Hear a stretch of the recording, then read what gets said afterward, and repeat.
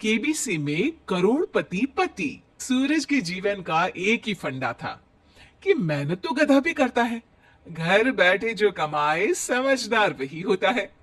इसीलिए उसने कभी नौकरी ही नहीं ढूंढी। इस बात से हालांकि उसकी पत्नी शिखा बिल्कुल भी अग्री नहीं करती थी, पर फिर भी सूरज को समझाना बेकार था। टीवी में कैसे बनोगे करोड़पति का एड देखकर उसे लगा कि बस अब तो घर बैठे ही वो करोड़पति बन सकता है, और उसके पीछे उसने अपने सारे सोर्सेस एक्टिव कर दिए।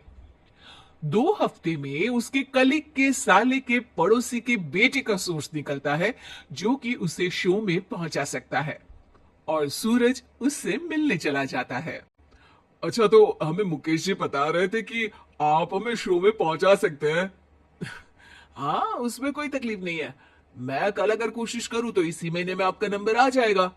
अरे ये तो बहुत बढ़िया हो गया। अच्छा, वो सिलेबस और क्वेश्चन पेपर का कोई जुगाड़ है क्या? हैं? उसका तो कोई जुगाड़ नहीं है। तो वो वाकई में कुछ भी पूछ सकते हैं? हाँ, वो तो बच्चन जी पर है, जो पढ़ते हैं वो पूछ लेते हैं।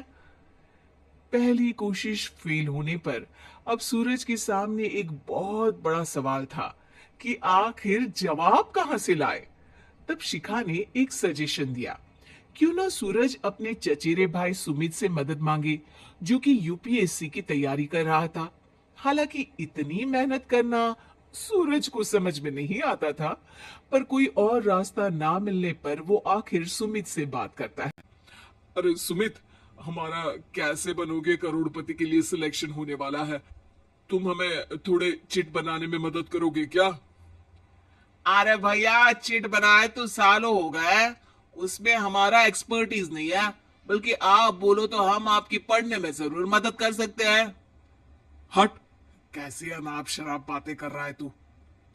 सूरज ने सुमित को मना तो कर दिया था, पर तैयारी करने के सिवाय कोई चारा उसे दिख भी नहीं रहा था। खासकर जब 12 के पेपर लीक करने के एक्सपर्ट शुक्ला जो भी हाथ जोड़ लेते हैं। आखिर सूरज को सुमित के पास जाना ही पड़ा, और उसने सुमित और शिखा से वादा किया कि वो बहुत मेहनत करेगा। 1 महीने की तैयारी के बाद फाइनल हुआ कि शो से 1 हफ्ते पहले एक ट्रायल खेला जाएगा, जहां पर सारे रिश्तेदार ऑडियंस की जगह पर होंगे और शिखा सवाल पूछेगी। दूर दराज से भी रिश्तेदार आकर हाजिर हो गए देखने कि आखिर कैसे बनेगा सुमित करोड़पति।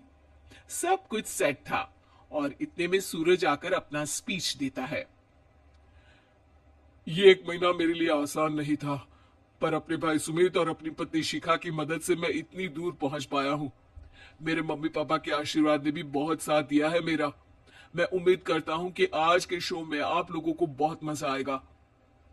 साक्षी पहला सवाल पूछती है, और पूरे कमरे में सन्नाटा छा जाता है। इंडिया में कितने स्टेट्स हैं? 3, सॉलिड, लिक्विड और गैस। अरे रुकिए, तो ऑप्शंस तो देने दीजिए। इतने में 5वीं कक्षा का चिंटू बोल उठता है। अरे क्या मामा, आप तो पहले सवाल पर ही आउट हो गए। अरे बेटा, पहला सवाल तो ट्रायल होता है ना। अरे तुम अब देखना। देखने जैसी बात तो थी ही। सूरज को इतना शांत किसी ने नहीं देखा था। कभी कभी तो लगता था मानो सूरज आंख खोलकर ही सो गया हो। मामा जल्दी करो प्लीज, कल सुबह पनवेल भी तो निकलना है। अरे हट, कंसंट्रेट करने दे मुझे। 3 सवाल में 3 लाइफलाइन खत्म हो चुकी थी, और अब चौथे सवाल पर भी सूरज का मौन नहीं टूटा। पर सूरज अभी भी हार मानने को तैयार नहीं था।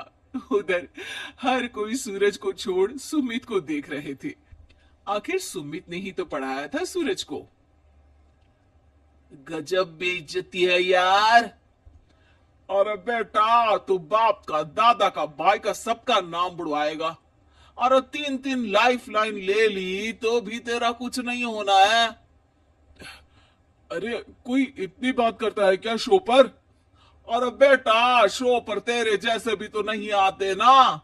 सूरज की ये जंग आखिर 1 घंटे बाद 5वें सवाल पर खत्म हो गई, जब उसने इंडिया के नेशनल बर्ड का नाम कहा, कौवा। अरे बेटा, मजा तो बहुत आया, बस थोड़ा टाइम पर खत्म होता तो आनंद भी आ जाता।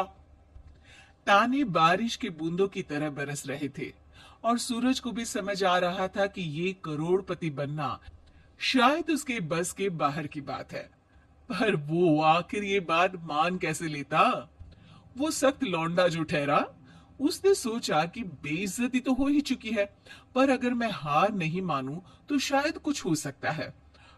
शिखा, तुम देखना, असली शो में आग लगा दूंगा, आग। करोड़पति बनूंगा मैं, हाँ। सब्जियां खत्म हो गई है घर पे, ले आओ। पहले पति बन जाओ, फिर करोड़पति बनना। अरे गजब बेइज्जती है यार। बेटा, अभी तो घर पर ही हुई है, 1 हफ्ते में तो तुम देश के सामने करवा कर आओगे। वैसे जब टीवी पर जाओ ना, तो बस अपने मम्मी का ही नाम लेना, ठीक है? कोई पूछे तो बोलना कि पापा नहीं है मेरे। अरे पढ़ाई की, पेपर निकलवाए, इतने सारे लोगों को खाना खिलवाया, क्या फर्क पड़ा? इसीलिए मैं कहता हूं कि मेहनत तो गधा भी करता है, घर बैठे जो कमाए वही सिकंदर। लेकिन मामा, गधे भी जानते हैं कि हमारा राष्ट्रीय पक्षी मोर है।